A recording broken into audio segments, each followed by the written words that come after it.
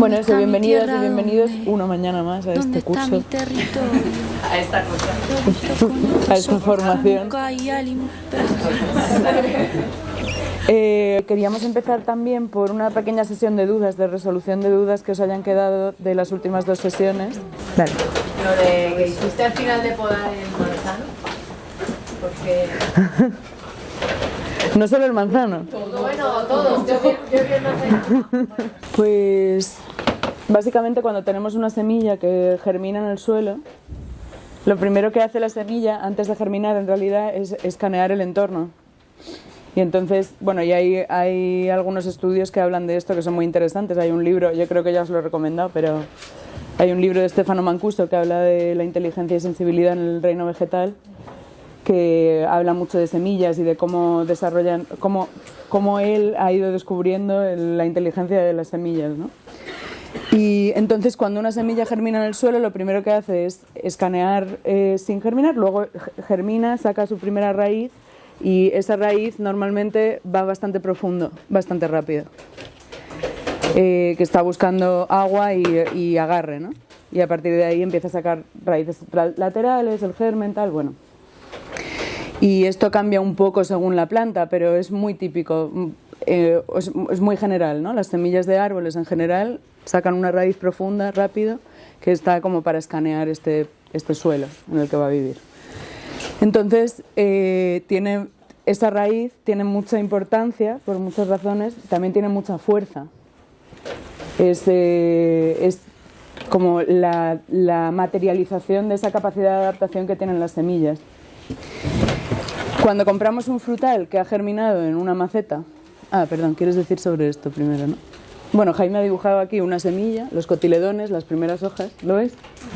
La raíz profunda y las raíces laterales que van saliendo con el tiempo.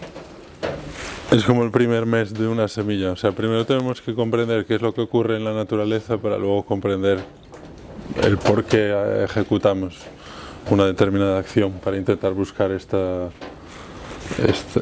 proporciones y esta estructura.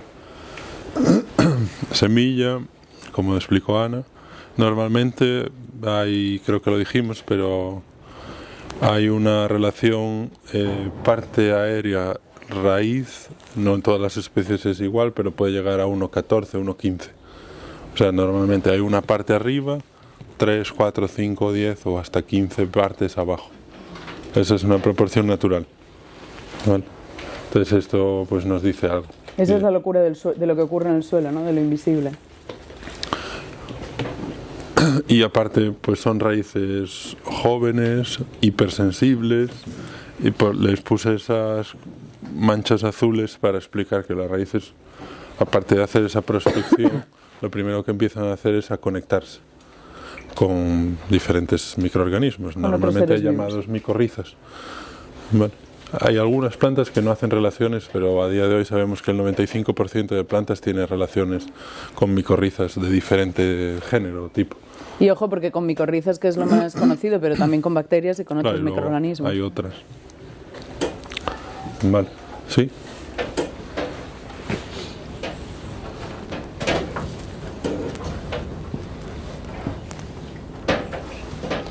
Ahora, lo que ocurre cuando tenemos una planta en maceta, una semilla que germinó en maceta y que está creciendo en maceta durante mucho tiempo, normalmente los frutales de los viveros están mínimo 2-3 años mínimo en una maceta y muchas veces mucho más, o sea, 4 o 5 años.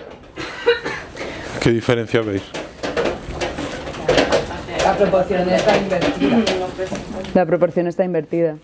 Lo viste, o sea, al plantar el otro día se puede ver, al plantar cualquier frutal o cualquier árbol grande que compremos podemos ver esto. Y ni siquiera está invertido, o sea... Sí, invertido.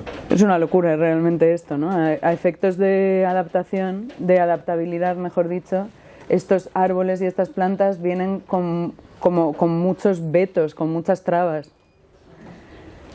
Como... Traumas. Con traumas, con heridas y con traumas realmente. Y no sé si sabéis la historia del elefante encadenado. Es una historia que se cuenta en muchos contextos porque, bueno, es bien interesante.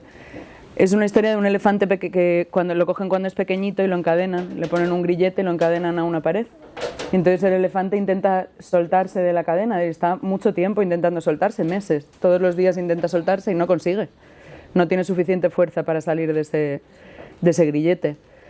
Entonces el elefante va creciendo y el grillete se vuelve una cosa verdaderamente simbólica. Podría arrancarlo, cuando el elefante es adulto ya podría, pero ha dejado de intentarlo, porque ya entendió que no podía liberarse. Pues un poco esto les pasa a las plantas que nacen en una maceta. Intentan sacar estas raíces que exploran y que están realmente formadas para su adaptación, y lo intentan una y otra vez y no consiguen, pues ya está, yo vivo aquí, este es el mundo, no hay más suelo. Entonces asumen eso y en el futuro lo paso a tierra y hay un efecto como si hubiera una maceta en el suelo, ¿no? Entonces, cuando nosotros hacemos una poda radical en la parte aérea, le estamos diciendo a la planta también, vuelve a escanear, como mira a ver, igual han cambiado las condiciones, ¿no? Va a empezar a sacar raíces nuevas y eso le da la oportunidad de explorar de nuevo y ver este nuevo suelo en el que está. Es verdad que hay que tener cuidado con cómo se planta, porque podemos generar una maceta de otras formas, que es lo que dice Jaime. Simplemente por hacer paredes muy lisas en un suelo arcilloso que está muy húmedo, podemos hacer una maceta. O como hablamos en el momento de plantar, poner un substrato muy rico, diferente, claro. muy blandito, muy oxigenado. Las raíces no quieren salir de ahí, claro, porque son perezosas, porque están heridas, ¿no? Y traumatizadas. Entonces, bueno, por resumir, lo que le estamos diciendo a la planta es déjate de historias, no te pongas a fructificar, no te pongas a producir, porque realmente te hemos engañado, te hemos hecho la de Dios. La 314. Claro, tienes un sistema radicular que es muy pobre, aunque muchas plantas empiezan a producir, pero están tirando de reservas internas, claro, y luego no tienen capacidad ni de relacionarse, ni de establecerse, ni de recoger energía. Entonces eso va a suponer un trauma para la planta. Entonces, bueno, por todos estos motivos intentamos siempre hacer una poda que direccione la energía a recrecer, ¿no? A reestimular, a reenraizar y a volver a crecer. Forma genérica, podar es una acción artificial, o sea, nuestra, ¿no? Una intención artificial dentro de la naturaleza del árbol. El árbol en principio no necesita ser podado, pero ¿qué ocurre? Como nosotros trabajamos con Frankensteins, ahora vamos al grupo de los frutales, muchas veces hay un desequilibrio de crecimiento, hay crecimientos muy caóticos, atención, siempre desde una perspectiva productiva e intencional. Porque la naturaleza es perfecta y está perfecta, siempre, ¿vale? Partiendo de ese principio, todo lo que hagamos tiene un sesgo de artificialidad, digamos. Bueno, humano, un sesgo humano. A mí personalmente me gusta hacerles podas en verde, porque siempre es en verde, pequeñas podas a lo largo del año. O sea, hablamos de podas de un 15 o un 20% máximo de la copa.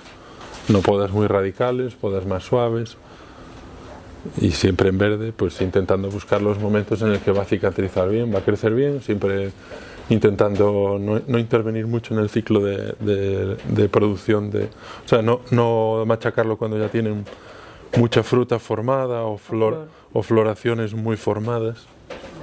Que se puede hacer entre saca de flor, pero no a podas muy agresivas, ¿eh? O sea, podas de más del 20%, podas de menos del 20%, la regla es luna pudiente, para todo el mundo en cualquier época del año. Y por ejemplo, cosas que se deben evitar, si yo voy a entrar en invierno, pues evitar hacer podas muy agresivas, de reducción de copa muy agresivas, de ramas demasiado grandes, porque luego pues se pasa todo el invierno la herida parada, la herida abierta, y hay mayor probabilidad de que alguna enfermedad se pueda establecer en el cuerpo del árbol. Vale. Pues estos son así una mini guía de tips para empezar a podar. ¿Trabajáis con algún tipo de solución enraizante o no es compatible con vuestra...? Sí. ¿Solución enraizante o o cicatrizante. Enraizante, No, enraizante. esquejes de chopo, de saúco, semillas, placentas. Esquejes de Salix. Esos en son, general. al final... O sea, un macerado de eso, No, o sea, no, yo no. A eso me refiero, o sea, No, lo que explicamos el otro día, Lo ¿no? hemos hecho alguna vez, pero hemos visto a lo largo del tiempo que tiene más sentido, porque es más eficiente para nosotros, sembrarlo todo junto y plantarlo todo junto, porque tienen el mismo efecto. La semilla germinando en el suelo, Es más que el eficiente. germinado en agua y luego lo hecho. Nuestra solución para aquellos que lo vivenciasteis y para aquellos que ¿Que no? no, pues este es mi arbolito objetivo que planté en mi nido, ¿no? Lo visteis los que lo hicimos el fin de semana pasado. ¿Qué ocurre cuando yo coloco aquí un esqueje, otro esqueje, otra raíz, una planta, montones de semillas, por aquí, que todo esto va a empezar a echar raíces? Entonces se va a formar una rizosfera aquí, y esa rizosfera está petada de hormonas. Además no es una dosis y ya, y se oxidan y se van. No, esto está ahí, permanente, en continuo y bombeando. Y en el momento que esto para de bombear, yo llego, podo, cosecho, ¡bumba! Otra dosis de hormonas. Otra dosis de hormonas. Vale, tenemos que aprender a trabajar con los... Es como si las plantas que acompañan fuesen una vaca de leche. Pues la leche son las hormonas y la vaca son las plantas, ¿no?, que forman el gremio. Cada vez que yo toco la vaca, bomba leche. Cada vez que la toco, más leche, más leche. Y este es el ternero, que no para de crecer y engordar. Vale. Esa es la solución. Se entiende. Normalmente esta solución a la que se refería Miguel, cuando es ecológica, se hace germinando alguna cosa o enraizando algún esqueje. Se hace mucho con Salix, con sauce o con lentejas, por ejemplo. Entonces se germinan en agua y luego se bate con una batidora toda la materia orgánica, y eso está cargado de fitohormonas de enraizamiento y de germinación, en el caso de la lenteja. Entonces luego eso se riega con ese líquido a las plantas que quieres que enraicen, y eso las estimula porque tiene esas hormonas que ellas pueden aprovechar. Lo que está diciendo Jaime es, no, nosotros plantamos todo junto y por influencia las unas a las otras, o sea, porque se influyen las unas a las otras, tiene un efecto más potente en el sentido de que se alarga en el tiempo y equivalente en el momento. Mira lo que ha ¿Entiendes? crecido ya. En un momento. Igual que enraizante sembráis semillas, como cicatrizante en las En la gran mayoría, vamos a decir, el 99% de los casos, no. Ahora, si tenemos un árbol viejito, de una variedad antigua, inmunodeprimido, o algún problema tal, a veces nos damos el lujo de darle un mimito extra. Donde tenemos que hacer una poda muy fuerte Pero- cuando no conviene. Bueno, Sí, en ahí- ciertas circunstancias sí. ¿Y cómo la hacéis? ¿El cicatrizante? Sí. Pues hay uno de mi padre antiguo por allí aún, que como Comprado, usamos muy ecológico. poco, sí. Pero bueno, se podría hacer, ¿eh? Canela, vi yo el otro día. Sí, Con lo que pasa canela, es que la cera. canela se va con própolis. Con Con cera y própolis própolis. y aceite para hacerlo un poco más pastoso. Y le puedes echar algún canela, sí, algún antifúngico. Y la miel, así de... No, eso se la come en 10 minutos. Hay mucha gente a la que le gusta la miel. La ¿verdad? miel es demasiado rica. Aceite y ceniza, Sí, podría ser. Mismo tierra, ¿eh? misma tierra. A veces sí. Incluso si es más estéril, ¿no? Si es de un horizonte más bajo, se puede usar la tierra también. Pero claro, luego pues no es tan estéril, hay riesgos asociados, pero a veces lo usamos. Por ejemplo, para cicatrizar sauces yo uso mucho tierra. Yo sé que los sauces tienen un sistema inmune brutalmente potente. Cojo tierra simplemente para que no se deshidrate. Tú tienes una pregunta sobre lo anterior, ¿no? No, sobre poda. O sea, Ah, Vale, dale. Vale, me pregunta. Sí. o lo explicas por la tarde. Si no, no entendí bien de lo que hicimos el otro día. O sea, he entendido que todo lo que sembramos supuestamente y plantamos alrededor es para crear esa ritosfera, nutrientes, estructura, humedad y todo. Y luego todo lo que no sea el árbol objetivo lo vamos a podar, ¿no? En principio. ¿cuál es el criterio? ¿Por altura? ¿Por más entiendo que es para crear biomasa que luego incorporar? ¿El criterio para luego podar va a ser...? A ver, a lo que preguntaste solo una puntualización. No vamos a podar solo lo que es de biomasa. De hecho, todos los ejemplos de poda que hemos hablado hasta ahora eran aplicados a nuestros objetivos productivos. Hay una frase que a mí me gusta mucho de Ernest que dice: todo el mundo trabaja. Y eso, traducido a un lenguaje más simple o más fácil de entender, quiere decir que todo el mundo se le poda. Y luego otra cosa. Claro, pero no se poda de la misma manera, pero todo el mundo trabaja. Otra cosa, de nuevo en un lenguaje simplificado para que se entienda, pero nosotros normalmente hablamos de plantas de biomasa de forma muy burda y muy rápida, simplificando el discurso, para que se entienda que el uso principal por el que la hemos metido ahí, para nuestro interés, es la biomasa, pero la realidad es que las plantas, todas ellas, están cumpliendo otras funciones que son interesantes para este agroecosistema. Entonces, a todas las cuidamos. Sí, o sea, todas tienen sus objetivos. Y también según su capacidad de trabajar. Claro. Hay algunas plantas que le puedo pedir trabajar muchísimo más que a otras. Claro, por ejemplo, el chopo puedo podarlo muchas veces y no lo voy a dañar mucho. Si podo muy radicalmente, igual de radicalmente y tantas veces el frutal, seguramente sí lo voy a dañar mucho. Va a ser incapaz de continuar realizando sus funciones, ¿no? Entonces, por eso decimos, el chopo es de biomasa y el frutal no. Pero la realidad es que los dos producen biomasa y los dos tienen otras funciones en este paisaje. Entonces, por ejemplo, hablando de chopo, pues el chopo profundiza mucho el suelo, entonces lo quiero vivo, no me lo quiero cargar. Sí, también hace de pionero en esas estructuras aéreas que permiten que lleguen animales que de otra forma no llegarían, lo cual me lleva a un equilibrio mayor en mi paisaje. Entonces, bueno, cumplen muchas funciones, ¿no? Cada planta. Ese es el ciclo de vida de una planta anual. Es decir, que aquí nace, en el momento cero nace, y luego crece, empieza a florecer, fructifica, o sea, en todo este tramo fructifica y muere. ¿Sí? Esto es tiempo y esto es porte.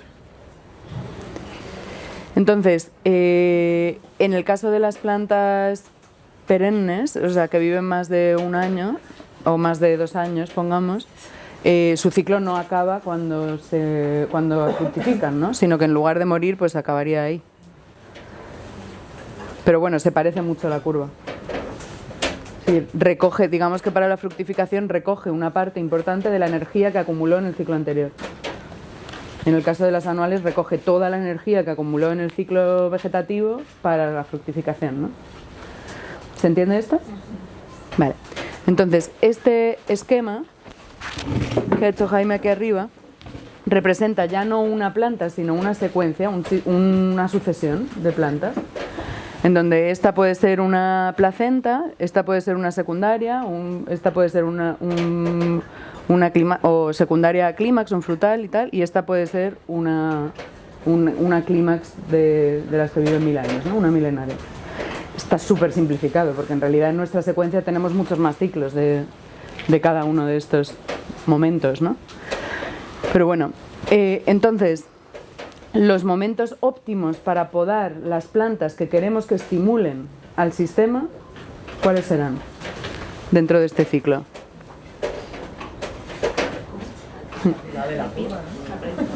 ¿Qué? Casi arriba de la curva. O sea, lo ideal es cuando todavía está subiendo o cuando está justo arriba. Si cuando ya está bajando, ya no está estimulando al siguiente. Si yo aquí lo ideal sería podar aquí, y luego aquí, y luego aquí, y esta ya no. Sí, lo suyo, claro, ¿qué pasa? Que muchas veces queremos que hagan fruto, entonces no lo voy a podar radicalmente, no voy a cortar su vida ahí. Pero sí que la voy a podar para recoger materia orgánica y que la planta pueda volver a hacer un nuevo ciclo de crecimiento, aunque sea más pequeño, y después ya, eso sí, recoger la energía y hacer fruto. ¿Se entiende todo esto? Vale, porque puede ser un poco lioso. Entonces, ¿qué pasa? O sea, si yo digamos, permito como cuidador de este espacio que todas las plantas anuales vayan a flor y a fruto, lo que va a ocurrir es que el sistema en su conjunto se va a frenar, o sea, en lugar de arrancar aquí, va a arrancar aquí, la siguiente curva. ¿Por qué? Porque en esta bajada de la curva hay una comunicación hormonal con el suelo, bioquímica, en la que estás diciendo, estoy fructificando, espera. A los demás les está diciendo, estoy haciendo mi trabajo, acabando mi trabajo, espera. Cuando está en esta parte de la curva que sube, lo que está haciendo es lo contrario, es secretar hormonas que están diciendo, crece. Le están diciendo al suelo, crece, todo, que crezca todo, ¿no? Fotosíntesis, vegetativo, venga, raíces. Está en esa fase. Entonces, hormonalmente, como estábamos hablando también con los enraizantes, hay una comunicación a través del suelo. Entonces, estas plantas de los primeros estadios van a comunicar a las otras que es el momento de crecer en esas fases. Vale, o sea, perdona, has metido en el gráfico que era de las plantas perennes, has metido lo que hace un anual, mezcla, ¿o no? Da igual, perenne o anual. O sea, vale, es que, vale. Quiero decir, esto es una planta, esto es un sistema. Eso es un sistema, vale. Sí. Vale. Claro, en realidad aquí está todo representado como un, Si fueran un anuales. ciclo... Anual de... No anual, el gráfico está más pequeño, porque, o sea, una perenne haría Eso, claro. esto, ¿no? Y para representarlo más sencillo, pues se hace así, pero... Claro. O sea, está representado como si fueran anuales para que sea más simple de ver. Pero en realidad esto es una sucesión y esto es una planta, un individuo. Es como para que entendáis lo que ocurre a nivel individual, lo que ocurre a nivel comunidad, ¿no? Si domina la información de floración y fructificación, se va a parar el sistema. Puedo tener algunas que produzcan. De hecho, conviene, porque queremos tener autonomía y queremos producir semillas y queremos alimentar a los polinizadores. Las flores cumplen otras funciones, los frutos cumplen otras funciones. Entonces, no nos quedamos solo estrictamente con esto de estimular al sistema, ¿no?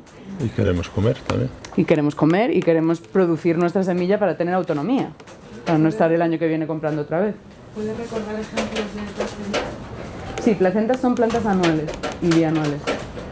Y hasta 3 años, que viven hasta 3 años. Pues todas las hortícolas, alcachofas, muchas gramíneas de las silvestres, cereales, Papaya, plantas anuales. Y papaya, bianuales y banana, trianuales. tomate, Sí, también. muchas. Malva, ortiga, borraja, caléndula. Yo La voy- lista es súper alta, es muy Si no extensa. tengo claro en qué lugar posicionarla, voy a mirar cuál es su ciclo de vida y ahí ya hago mi apuesta. Perdóname porque me he perdido un poco y me quiero asegurar de haberlo pillado. O sea, la esencia de lo que decías antes con los gráficos estos que se estaban solapando, que estabas explicando, es que queremos podar de tal forma que siempre tengamos plantas en su estado vegetativo. Que Eso es- domine la información de vegetativo. O sea, eso, vale. Pero eso es la esencia un poco, ¿no? Sí. De lo, En el día 0 hoy vamos a poner unos rabanitos, por ejemplo, que van a ser la placenta 1 más rápida. Entonces voy a tener mi estructura, ¿no? Y el rabanito a los 30, 45 días, pues va a ser una plantita así, que está finalizando, o sea, estaría llegando aquí más o menos. Digamos que en mi nido, mis emergentes o las placentas 1 en ese momento, que son los emergentes, tengo aquí mi palito de mi frutal que apenas ha empezado a arrancar, tengo mis esquejes que apenas tiene sus yemitas, tiene algunas aromáticas que aún están por aquí escondidas, etcétera, y varias plantitas, ¿no? No lo pongas todo, que si no... No. Entonces, ¿cuál es la primera acción?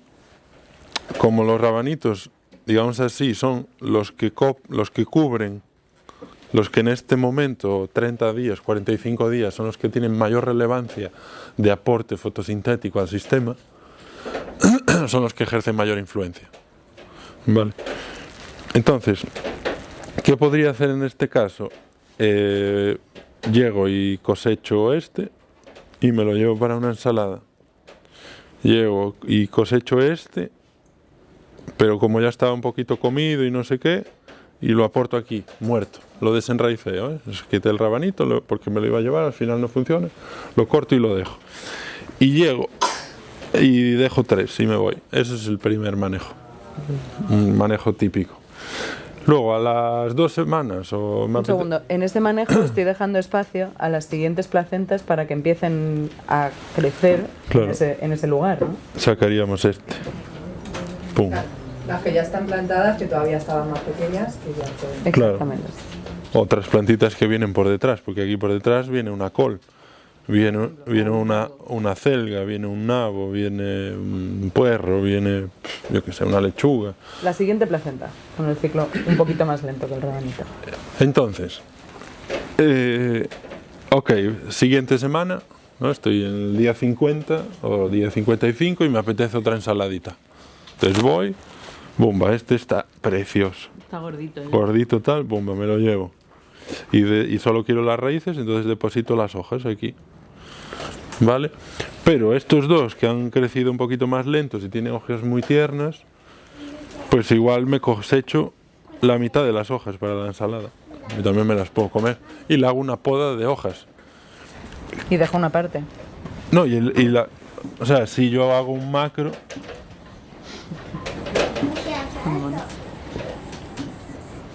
pues me voy a llevar esta hoja y esta hoja. Entonces, ¿qué es lo que acabo de hacer? Una poda de estímulo. Acabo de andar para atrás y la planta ha vuelto aquí y va a volver a hacer una rampa de crecimiento. Y ahí ya entraríamos en la poda. Y ahí se abre la poda, empieza la poda y a partir de ahí ya no acaba la poda. Esto en el rabanito, que es un ciclo de vida muy corto, que tiene una entrada en su pubertad o en su madurez sexual muy temprana, no se puede hacer muchas veces. Vale.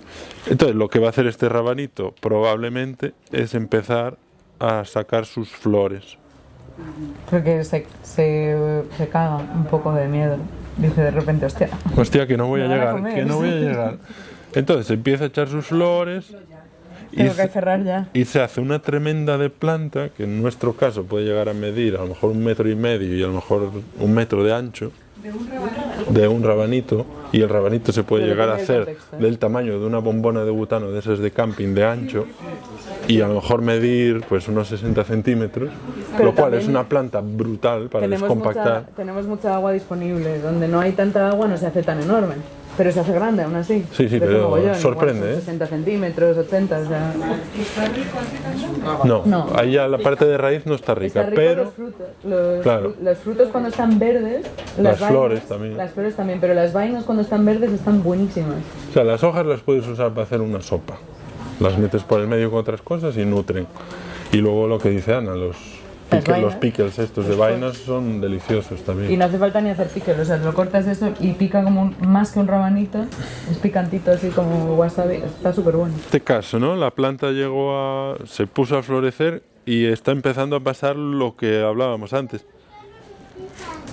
Está habiendo una influencia de retardo de crecimiento, pero está habiendo una producción de biomasa, está habiendo producción de alimento, entonces hay siempre como un juego de equilibrio, ¿sabes? Ya he estimulado el sistema eliminando 2 o 3 rabanitos comiendo y esta planta pues la dejo ir a otra fase. Aquí hay otra igual, ¿no? Que está haciendo lo mismo. Ojo porque en este tiempo, hasta que llegamos aquí y luego en el futuro también, hemos puesto materia orgánica en el suelo. ¿Os acordáis? Esto era materia, esto era materia, esto era materia. Sí, la idea es que el suelo nunca esté descubierto. Entonces, si tengo que sacrificar mi ensalada porque no tengo suficiente producción de materia orgánica de momento, pues es más importante cubrir el suelo que comer ensalada. Bueno, salvo que venga una guerra, ¿no? Pero... Podemos llegar a esta situación, dejo las plantas de rabanito crecer, florecen, fructifican, cierran y esto me va a producir un bloqueo de la secuencia. Entonces tengo que buscar un equilibrio entre llevar el sistema a avanzar y producir semilla, que sería lo opuesto. Bueno, entonces en ese sentido, a lo mejor en cierto momento, como necesito biomasa, antes de llegar a un estado tan avanzado, y porque aquí debajo hay una celga y una col con unas hambres de luz brutal y unas ganas de posicionarse de la hostia, entonces yo le hago una poda bastante fuerte, cosecho biomasa, ¿no? Aporto, como decía Ana, y aquí empieza una col a emerger, y unas habas, por ejemplo. Y este rabanito se empieza a apagar y empieza a dar lugar a la segunda fase de la sucesión, ¿no? O la segunda etapa. Y la lógica es la misma, miro para el ciclo de vida de esa etapa, intento optimizar que haya, o sea, que ocupe su nicho lumínico, que tire del sistema, que produzca, que crezca, y las empiezo a trabajar, ¿no? De la lógica de la poda. Aquí yo podría hacer, si quiero cosechar semilla, puedo incluso cosechar la mitad de la parte del rabanito y dejar un trozo, o dentro de una población, pues escoger 4 o 5. Refuercemos la idea, no se debe dejar la total población llegar a un estado de fruta, porque si no me va a bloquear la sucesión. Pero no pasa nada, si de una población de 40 o de 50 dejo 4 o 5. Digamos siempre. La cosa es que normalmente en la mayor parte de huertos, si quitas plantas te quedas sin plantas.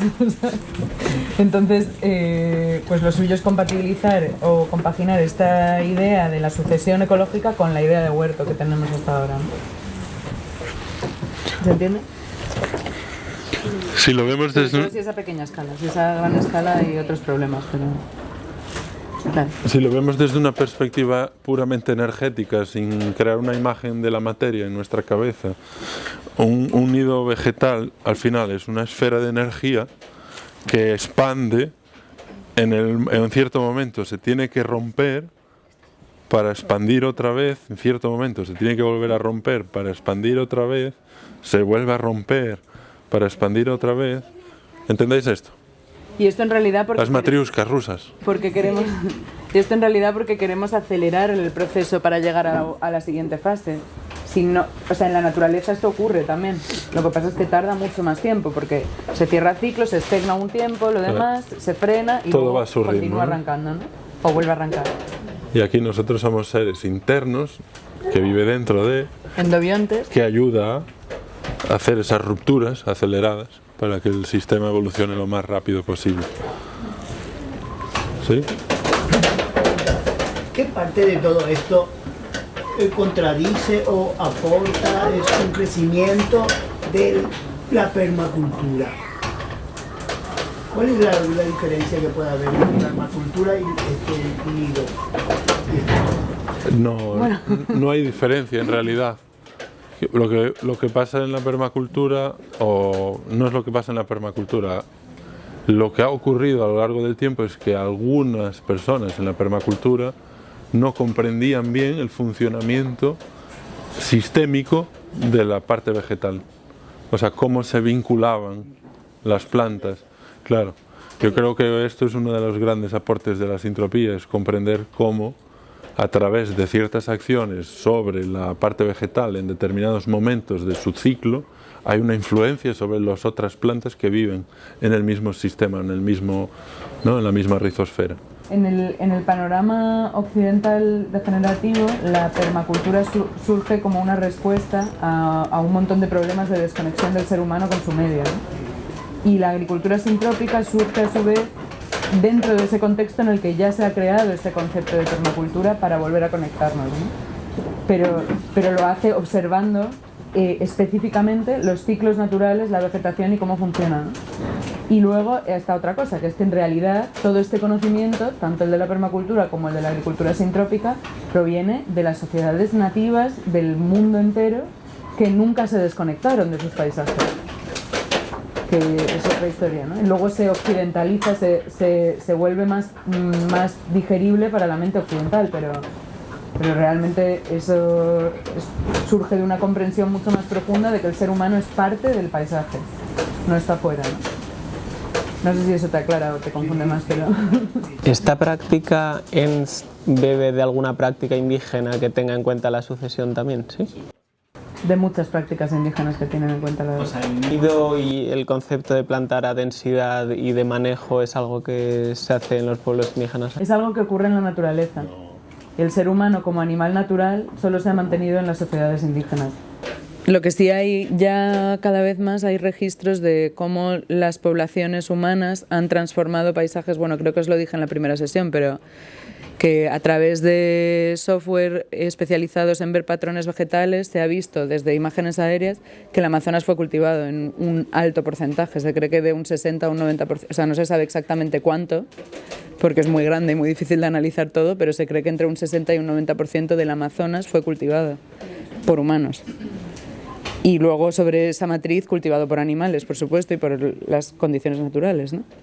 Que hacen que se pierda un poco el patrón, pero... Entonces, cuando los europeos llegaron a América, vieron esos paisajes y dijeron, esta gente vive en un entorno salvaje.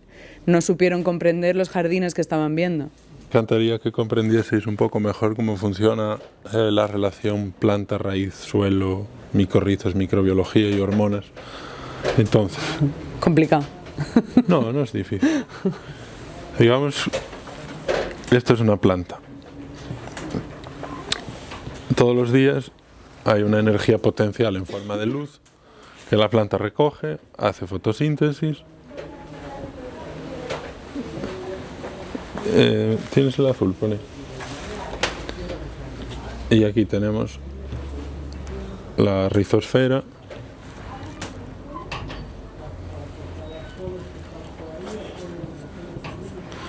Que son pues un conjunto de otras raíces de otras plantas.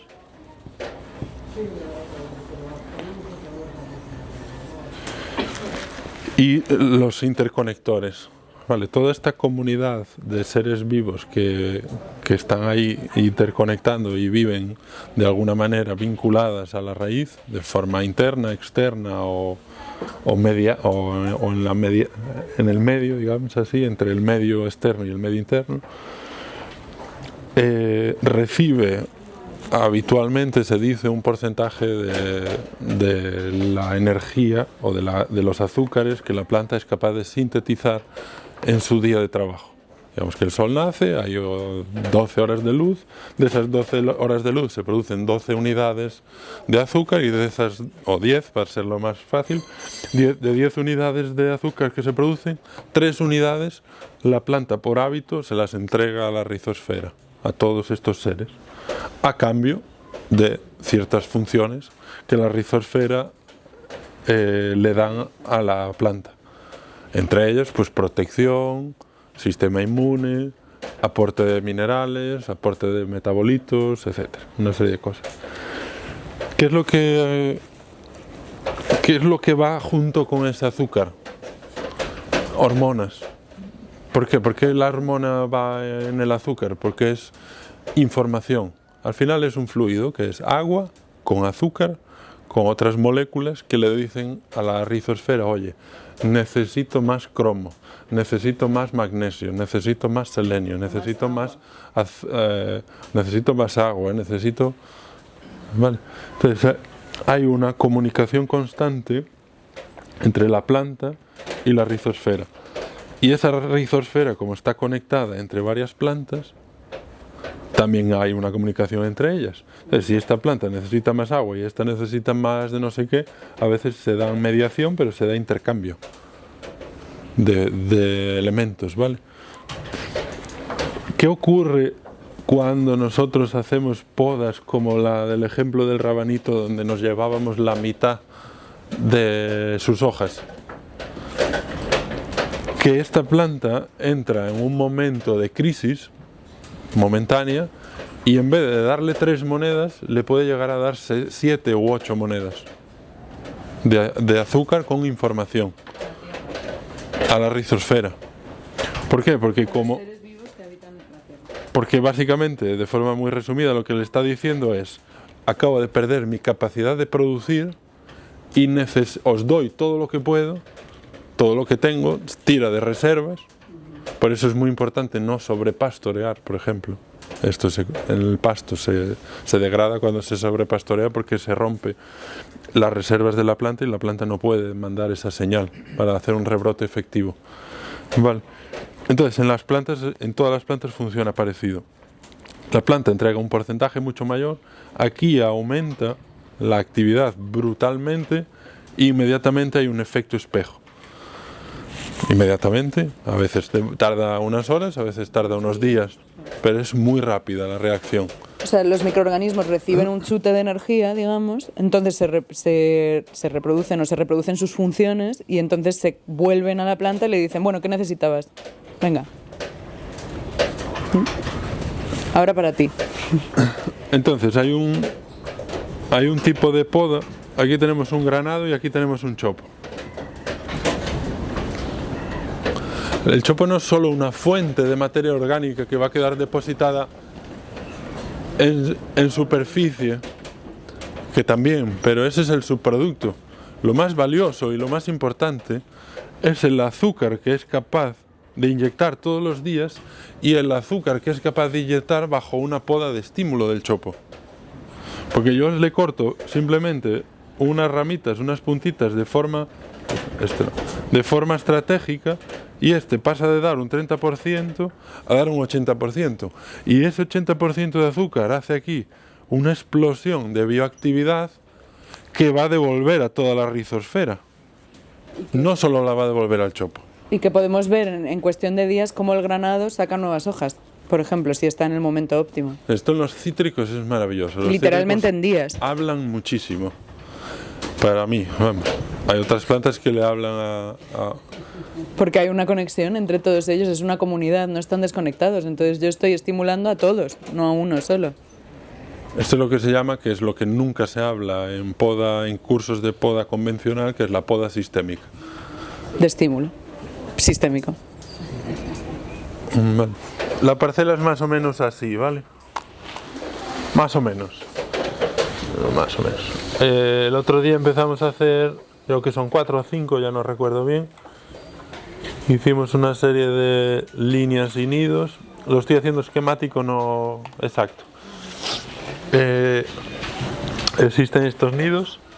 Iniciamos el otro día, creo que fue aquí, un trocito de una línea de biomasa. Sería genial conseguir finalizar la plantación de las líneas de biomasa. Que no creo que nos dé la planta que tenemos, ¿eh? No, si no hay planta no tenemos, pero se puede poner de esqueje todo y se prueba.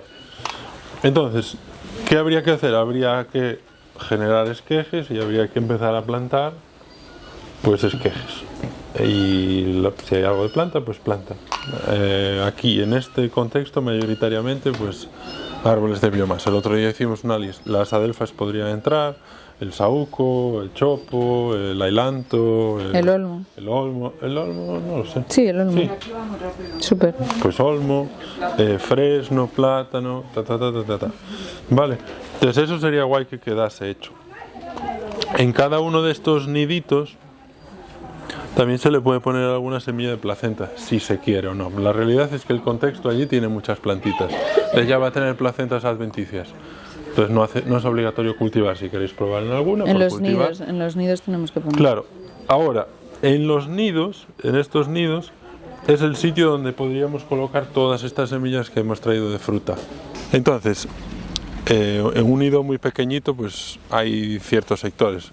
Pero ahora, si imagináis la bola aquella que yo dibujaba, aquí lo que tengo que garantizar es que se haga primero una bola, después otra, después otra. Entonces tengo que pensar un poco en eso, en el espacio vital.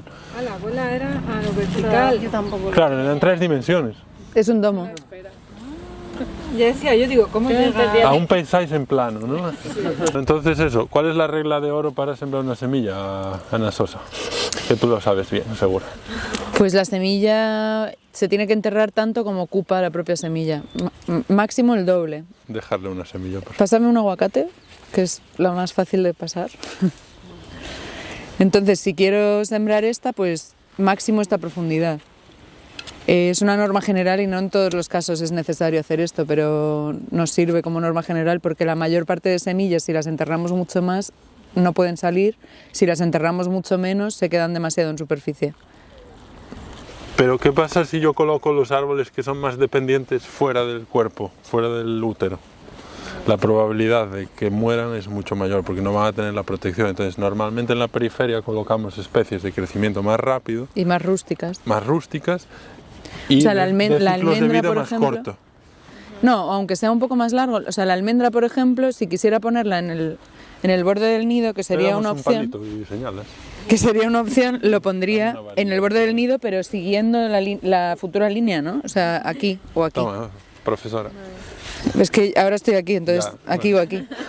Por si quiere volver a su puesto de... Pero en el caso de la almendra, porque es muy rústica, pero si voy a meter un aguacate o un cítrico, que sabemos que son plantas muy delicadas, que aquí tienen pocas probabilidades de sobrevivir al invierno, pues mejor aquí, Claro. debajo de estas, ¿no? De todas estas, donde van a tener una bolita de fotosíntesis cubriéndolas pronto. Claro, date cuenta que el cítrico, el manzano, el aguacate son de las curvas que veíamos, ¿no? En el gráfico de curvas o de los círculos, son las que son más sensibles, más vulnerables. Entonces las queremos en el centro de ese cuerpo, siempre, porque van a salir en la quinta, séptima, octava capa, Si salen. si salen. Pero solo, como solo van a poder salir si hay esas capas antes. Eso, para darles alguna opción, pues en el centro. Vale, no abuséis con las placentas, o sea, hay que dar lo mínimo, no lo mínimo solo para establecer, sino para nutrir, ¿vale? Nutrir al sistema, a los animales y tal, pero tampoco no os excedáis a lo loco, porque si no la densidad en exceso pues da mucho trabajo y reduce la viabilidad. ¿Sabes? Hay un espacio vital también para las plantas, es mucho menos de lo que imaginamos. Vale, pero podemos poner pues una por aquí, otra por ahí. Garanticemos que queda Enterradita. un poco enterradita en la parte húmeda, por eso el plantador este altamente tecnológico.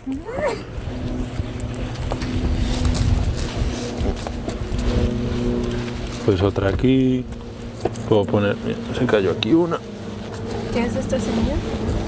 Creo que está poniendo acelga. Acelga, sí. Vale, al final tengo que intentar, si conozco la especie y por eso trabajar con hortalizas me ayuda, es intentar imaginar, vale, 1, 2, 3, 4, 5, ahora imaginemos, pum, de repente, 5 meses después, pues son 5 plantas, aquí, aquí, aquí, maravilloso, boom, tengo ahí un domo, no tengo una estructura.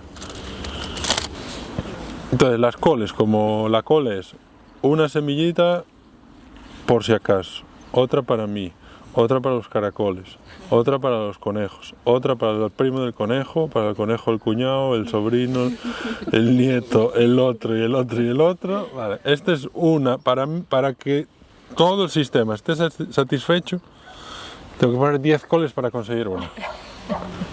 En este contexto. ¿Llegará? No lo sé, los conejos me lo dirán. Oye, métele más col, porque se vino mi cuñado con toda su familia. Vale, es así. O sea, si realmente queréis hacer las paces y no entrar en guerras con la biodiversidad funcional, es así. ¿Qué? Que tiene mucho sentido. Claro. ¿Cómo se siembra abundancia? Dando abundancia. Escasez. Quiero una col. Una semilla. Quiero un manzano. Nos han enseñado a sembrar escasez. Como si viviéramos solos también, ¿no? Claro, esto no es nuestro, esto es de todos. Y yo estoy aquí interviniendo para todos.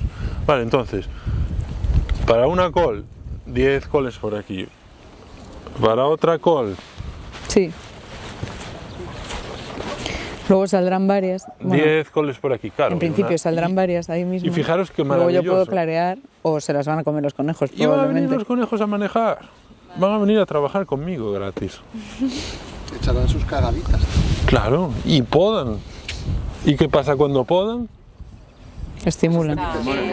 Claro, y si Son se felices. come esta col, ¿qué es lo que no se come?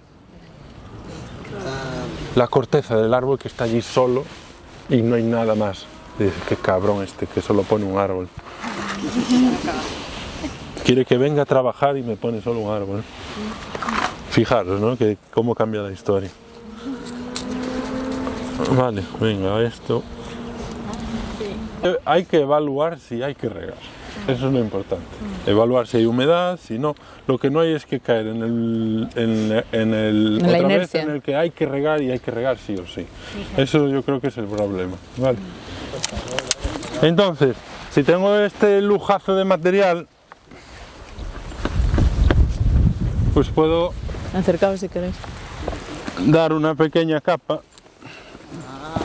¿Y la semilla va a quedar súper enterrada? No, esta capa es fina, no es. Que no les pasa nada a las semillas por estar enterradas en una tierra muy porosa. Claro, en un sustrato muy poroso pueden salir igual. Entonces si tenéis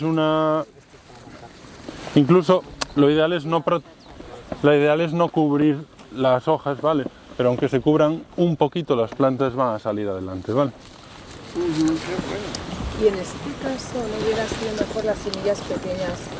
Haber esperado y haberlas puesto. A ver. Con esta podría ser, pero No pasa en esta nada. capa no va a haber problema, con esta espesura. Nosotros en Galicia trabajamos con capas en zonas de semilla fina hasta 5 centímetros de espesura, en zonas de semilla gruesa hasta 30-35 centímetros de espesura. O sea, estoy hablando de esto. Claro, y esto en climas como este es esencial, Especialmente importante. porque así no se seca con el viento. Y el sol. Viento y sol aquí están. Claro. ¿Dónde está mi tierra? ¿Dónde está mi territorio? Hay muchos todavía. He visto con estos ojos como Hay que medir la caía el cabeza. Me encantan los imperio. ojos a mí. O muy cerca. Ahora quieren O de cultivarlo, algún ratón o pajarillo. sin contar con Y es nuestras plana, da manos. Yo tengo Eso es mi unas cuantas piedras para tapar este agujero. Salía, es porque era. También. Me dicen que espere, pero yo no espero. Quiero comprender el suelo. Cuando sé quién soy, dónde vienen mis Hay que abuelos. aprovechar. Aire nos va a perder Me la humedad. dicen se que va a secar. espere, pero yo no espero. Quiero comprender el suelo. Cuando sé quién soy, dónde vienen mis Para esta línea, abuelos. sino para las sucesivas. ¿Dónde está mi tierra? Pero sí que hay, aunque ¿Dónde no está esté mi en red, no pasa nada. territorio? Van a hacer He visto igual. con estos ojos cómo caía el imperio. Ahora quieren cultivarlo, sin contar con nuestras manos. Yo tengo unas cuantas piedras para tapar este agujero. Me dicen que espere, pero yo no espero. Quiero comprender el suelo. Cuando sé quién soy, dónde vienen mis abuelos. Me dicen que espere, pero yo no espero. Quiero comprender el suelo. Cuando sé quién soy, dónde vienen mis abuelos. Me dicen que ¿dónde está mi tierra? Quiero comprender está mi territorio. Cuando sé quién soy, he visto con estos ojos cómo caía el imperio. Me dicen que ahora quieren cultivarlo, sin contar con nuestras manos. Yo tengo unas cuantas piedras para tapar este agujero. Me dicen que espere, pero yo no espero. Quiero comprender el suelo. Cuando sé quién soy, dónde vienen mis abuelos. Quiero comprender el me dicen que espere, pero yo no espero. Quiero comprender el suelo. Cuando sé quién soy, dónde vienen mis abuelos.